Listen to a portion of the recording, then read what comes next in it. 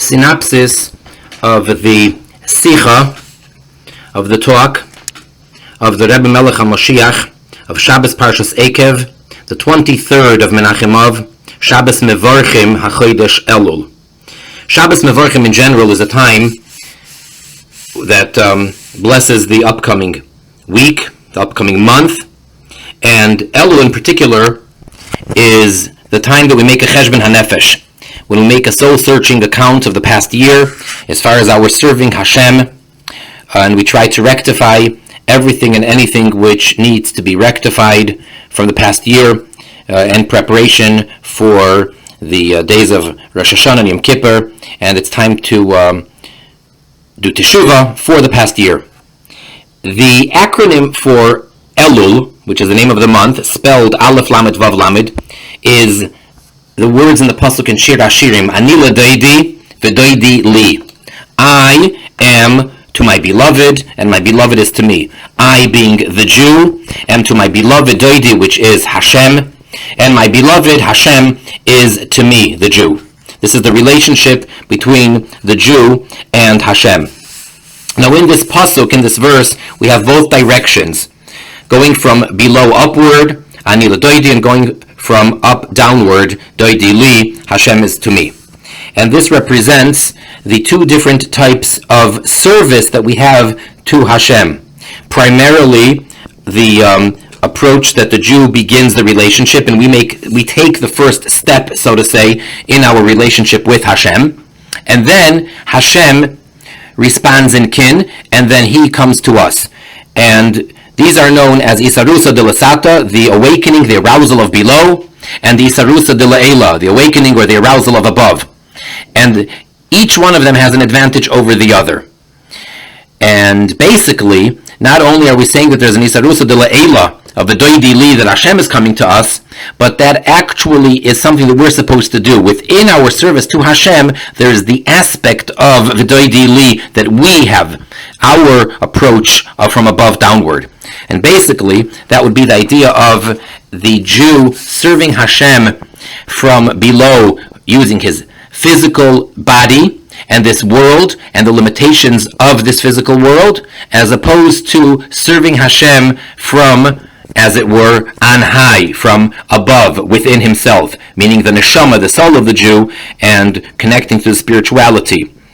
In general, one would say that would be the difference between Shabbos as versus the regular weekdays. Weekdays are milamata lemaila, from down upward, and Shabbos and Yom Tov are milamaila lemata, from up downward. However, in this Sicha, the Rebbe MHM Shlita tells us that actually we have to have both approaches all the time, every day. That the Jew has to have the milamaila lemata as well as the milamata lemaila. And ultimately, we have to have the fusion of the two together. That we have to have the serving of Hashem in a progressive way, in an orderly way, where we take step 1, step 2, step 3.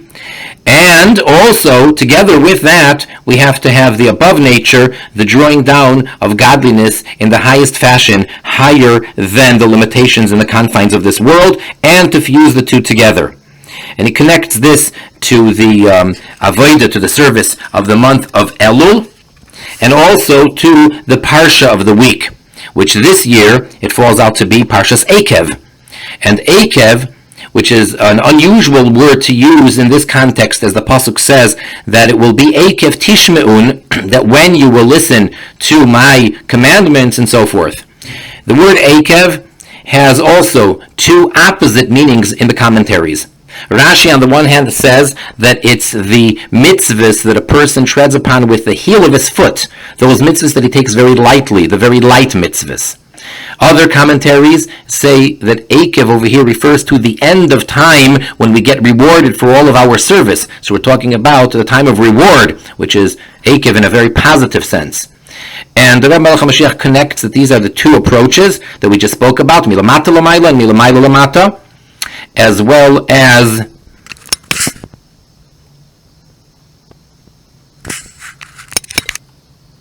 combining the two together. And this is hinted to in the two opposite interpretations in the word Eikev, because basically the point would be that ultimately What Hashem wants is a dira betachtoinim, a dwelling place for him himself, for his very essence, for atzmus, in tachtoinim, in the lowest of the low, in this physical world.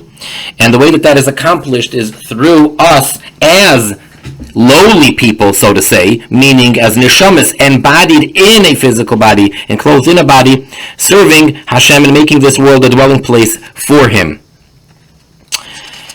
And we have the highest levels revealed here, with both advantages, that it permeates the world, it's internalized, and it's also the very high levels of godliness.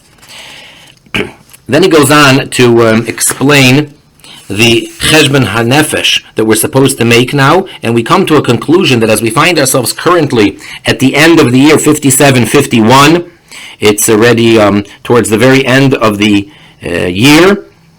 So we see that everything has been accomplished, everything has been done, and everything for Moshiach to come has been done. There's nothing left to do. So therefore the only thing that is left, according to the calculation of the Cheshbon Tzedek, the accurate accounting, is that Hashem needs to do that one movement of taking the Jewish people out of Galus and to bring us to our Holy Land, to Eretz Yisrael. And therefore, we, the Jewish people, are asking, requesting, begging, screaming, and yelling again, and then again, and yet again, with greater strength and with a greater demand. Ad Masai. Until when? How long will this Galus continue?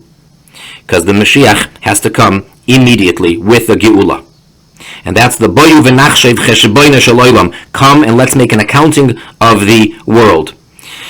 Then the Rebbe MHM Shlita explains that he thought, what else could there be left? We know the famous story that the Baal Shem Tov relates, that he had an Aliyas HaNeshama. He went up to Shamayim, the Baal Shem Tov, and he went to the chamber of Moshiach, and the Baal Shem Tov asked Melech HaMoshiach, Emasai Osimar, when are you coming?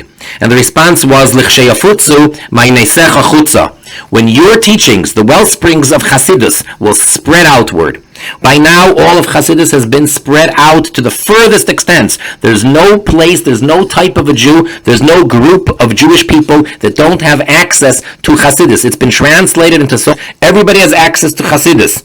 And it reached the furthest possible places, especially since the Rebbe Rayatz arrived in the bottom half of the world, in Chatzi Kador Atachtoin, and particularly in our generation, as the Rebbe MHM Shlita has taken it to such heights and expanded it like never before. So the question is, what's left? And then the suggestion that the Rebbe MHM Shlita says is possibly what was lacking, what was missing, which now has been accomplished, and that is that there's one type of Jewish people that didn't really have access to Chassidus until now, because they don't read any language, and that is a person who is called a Sagi Noher, someone who Rachmana Litzlan is blind. So the blind people don't have access to read Chassidus, not only in the original Lashon HaKodesh in Hebrew, but they can't read it in any translation because, unfortunately, they are unable to see. However, the Tanya was just published in Braille. Braille is the type of writing which is for blind people, where they put their hands on it and by feeling the raised letters they're able to read it. So the Tanya was in fact published in Braille. Therefore, even though not every blind Jew has that Tanya, the fact though that it exists and it was brought to 770, which is the place, which the headquarters from which the Chassidus is spread out to the entire world, so that now removes that obstacle, and therefore it's accessible and it's available for everybody. And now certainly Moshiach is going to come immediately, because there is no hindrance and there's nothing left to do, and then we're going to be able to learn Torah from Moshiach, and everyone's going to be able then to be healed, and everyone will be able to read. And not only that, but we won't have the necessity to read then, because we're going to hear the Torah Chadasha Me'iti Teitze, the new dimensions of the Torah, which are going to come forth from the very essence of Hashem himself, through Moshiach Tzidkenu, who's going to teach Torah in a way of re'iyah, in a way of seeing. And that's going to be the Torah Chadasha Me'iti Teitze. And the Rebbe MHM Shlita concludes the Sicha with the words, V'oid v'hu ha'ikar, geula amitis v'ashlema, al gidei Moshiach Tzidkenu, tekef u'miyad mamish.